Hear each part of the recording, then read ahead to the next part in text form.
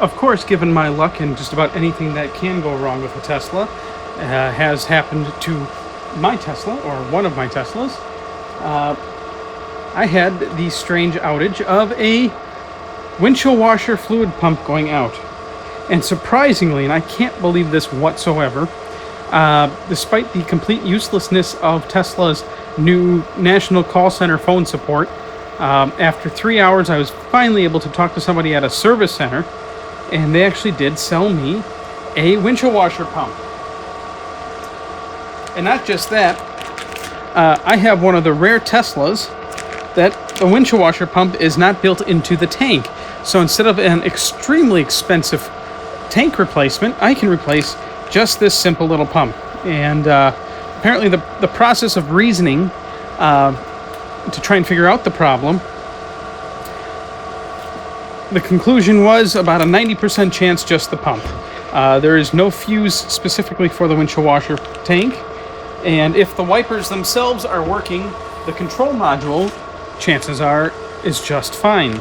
So we're going to hope that it's just this pump. This is only $37. Now, if you are out of warranty, such as me, and you don't have the individual pump and you have to replace the tank and the pump as a single unit, you're going to be looking at upwards of $150 to $200 just for the part. And a little more of a pain in the butt to install it. So let's start by pulling the frunk out.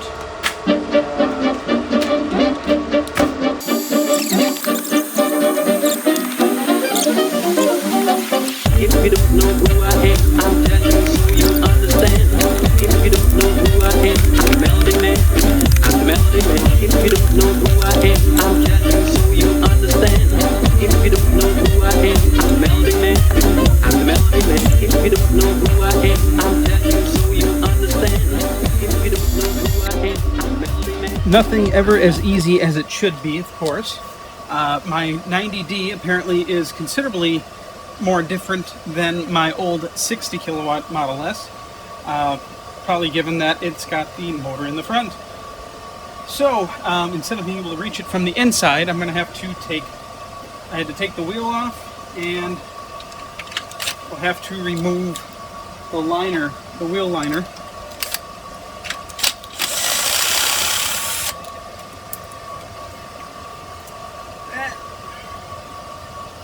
Just amazing how absolutely loose pretty much every nut and bolt is on this car. It's actually not amazing, it's kind of really sad. So there's a 10mm nut over there. I'm going to try and do this without having to remove the whole thing.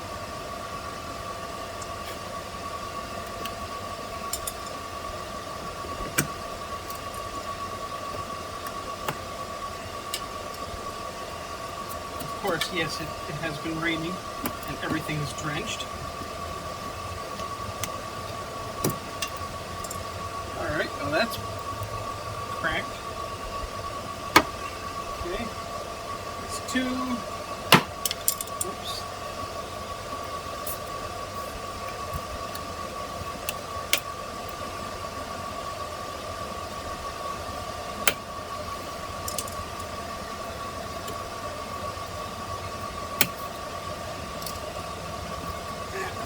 Come out.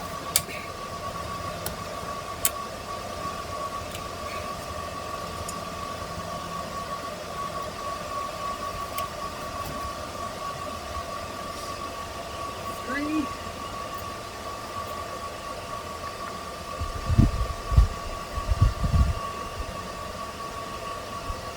There's one up here. I suppose I'm already this far into it. Let's get number 4. Bunch more on top, hoping I don't have to do those.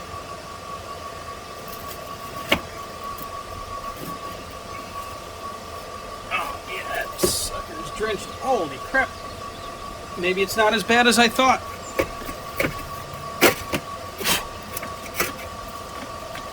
Okay. Fold that over here, and wowie, wow, wow. Alright, let's move the camera.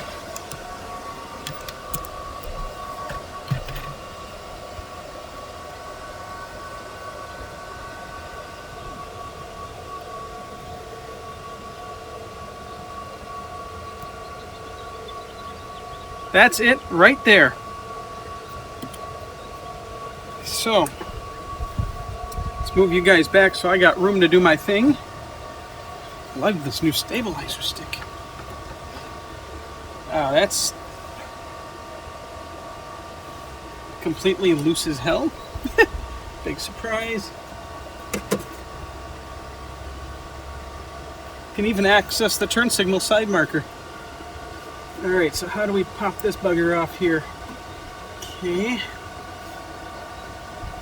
Okay, so where's replacement? So let's see, just going by looks here. There's a little filter screen on there, and goes just like that.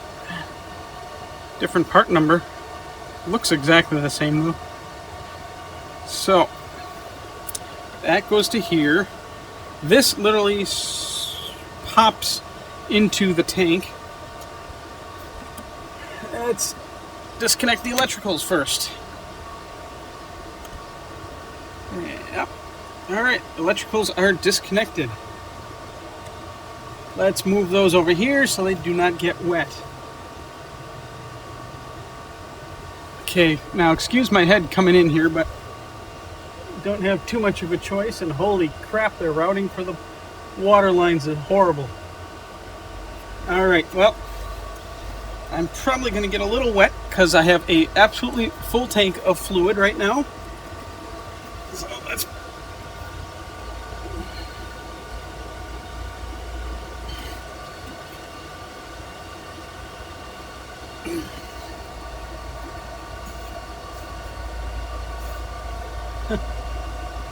Okay, it's just a pressure fit in there.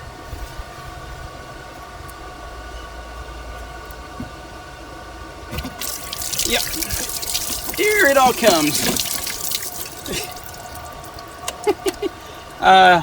Should probably take my Apple Watch off. It's a first gen, so not the most water resistant.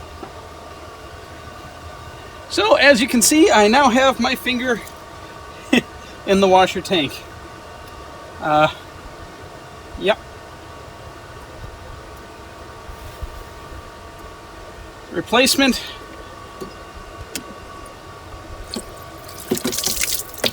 And placement's in, now it's squirting out the side.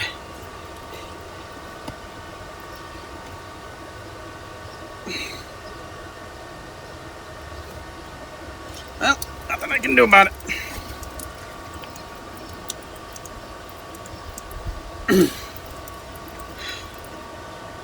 You know what? Screw this mother frunker. Cut it and shove the new on the new one.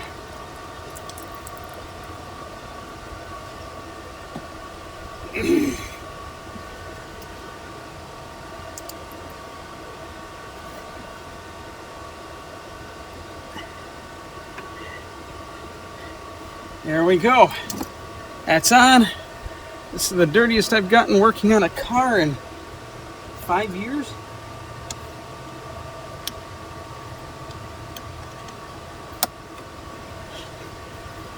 Make sure that, yep, that pump's pushed in there. Now the actual hose gets routed through this notch here, which of course it wasn't when I opened this up. And there's no way it ever was in there. This hose is way, way too short to fit.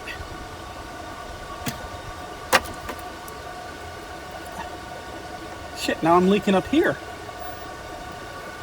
Oh, there's a backflow diaphragm. You guys see that? Look, probably not. Backflow diaphragm right there. And now that popped off. Lovely. And it's even got the wires for the heated nozzles. Okay. That bugger's on. Before I put everything back together, not that there's really much more that I can do. There's the old one. Nothing clogged. I'll put some 12 volt on here, see if it turns on later. But it is rusty. There is rust coming out of this pump on the sides. Gosh. I mean, these are great cars when they work, but my God, Tesla, your quality effing control really sucks. Hairy nutsacks. And I'm really sad to say that. So, let's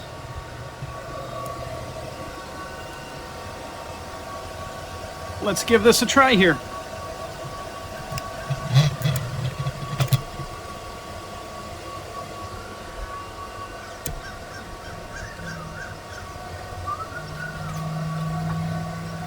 Okay. Oh shit, there goes my tire. Okay.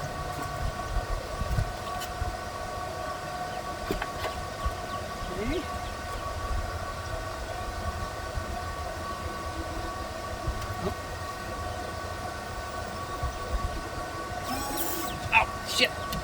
Yep, that works. That works. Mother of pearl, that works. We have windshield washers again. I have successfully repaired the infamous Tesla. Now, it's still going in next week because I have a dead door handle. And this side of my suspension is making a shit ton worth of noise, and that was just repaired. So it's still under a previous repair warranty. Well, but either way, there we go. We have working windshield washer fluid, which is a major safety issue for me because this is Wisconsin. I mean, it's literally, now it's the beginning of May. Today is 75 degrees. It snowed Friday. Yeah, or no, last week Thursday. It snowed last week Thursday. And when you get that crap on your windshield, but yeah, this is a lot different than my old 60. I mean, I never had a reason to take this one apart. Because this one's been a lot more reliable than my 60. But we're going to be diving back into here at some point and going over everything and all the cool stuff that is in this car. Adios!